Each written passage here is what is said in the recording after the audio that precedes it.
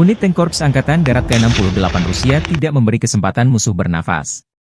Tank menghancurkan benteng angkatan bersenjata Ukraina di arah Donetsk Selatan. Tank T-72B3 mendekati posisi musuh dan menghancurkan benteng Ukraina dengan serangan bertubi-tubi. Video dirilis militer Rusia 3 Mei 2024.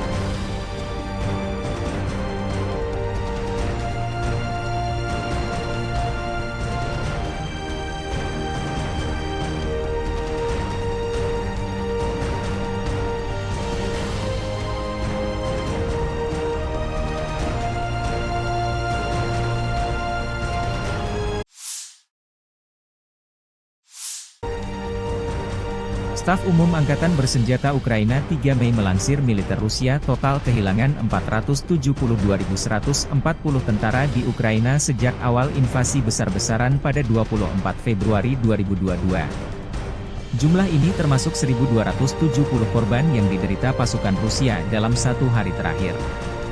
Rusia juga total kehilangan 7.354 tank, 14.129 kendaraan tempur lapis baja, 16.224 kendaraan dan tangki bahan bakar, 12.102 sistem artileri, 1.053 sistem peluncuran roket ganda, 786 sistem pertahanan udara, 348 pesawat terbang, 325 helikopter, 9.580 drone, 26 kapal dan perahu, dan 1 kapal selam.